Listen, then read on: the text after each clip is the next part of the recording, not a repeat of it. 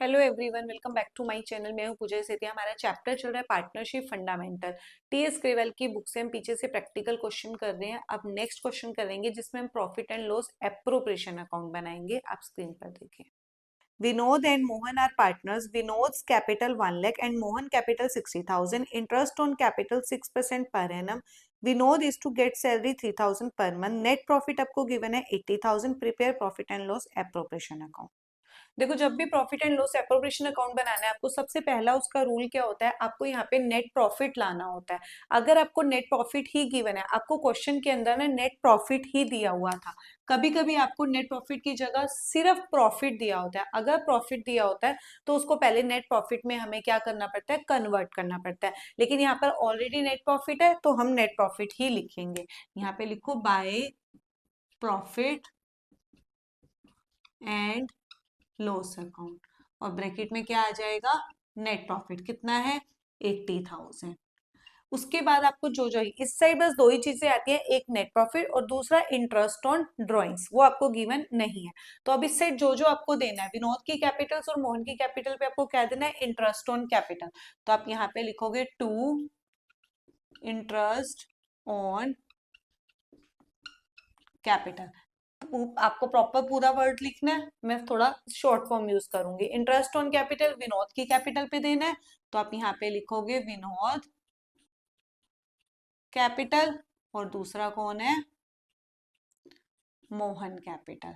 कितने परसेंट है, 6%। इसकी उसके ऊपर लगाओ, 1 लाख का 6% कितना आएगा, 6,000, और उसका 60,000 का 6% 3,600। तो दोनों का टोटल कितना हो गया, 9,600।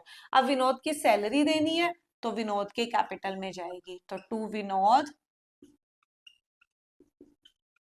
Capital account. ब्रैकेट में आप क्या लिख दोगे, सैलरी। इसको क्या दे रहे हैं हम, सैलरी। कितना है, 3,000 पर मंथ है।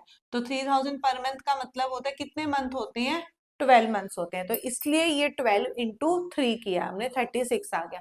अब हम क्या करेंगे, इधर का टोटल हमेशा ध्यान रखना है कि आपका जितना आपका नेट प्रॉफिट और आपका इंटरेस्ट ऑन ड्रॉइंग टोटल होगा, वो इधर से क्या होना चाहिए, आपका डिविजिबल प्रॉफिट ही निकलना चाहिए, लॉस में नहीं आना चाहिए। हमेशा आपको ध्यान रखना है। 80,000 में से आप ये दोनों माइनस कर दो तो वो क्या बच जाएगा, divisible profit. To divisible profit किसको जाएगा, विनोद कैपिटल और मोहन कैपिटल। कितना, 80,000 में से इन दोनों का अगर आप माइनस करोगे तो आपका जो डिफरेंस बच रहा है वो 34,400 बच रहा है। अब आपको कोई भी रेशो गिवन नहीं है, तो इन दो इस डिविजिबल प्रॉफिट को, ये जो डिविजिबल प्रॉफिट आया, इसको आप इन दोनों में इक्वल आप डिस्ट्रीब्यूट कर दोगे। कितना आ जाएगा, इसका भी 17,200 और इसको भी 17,200।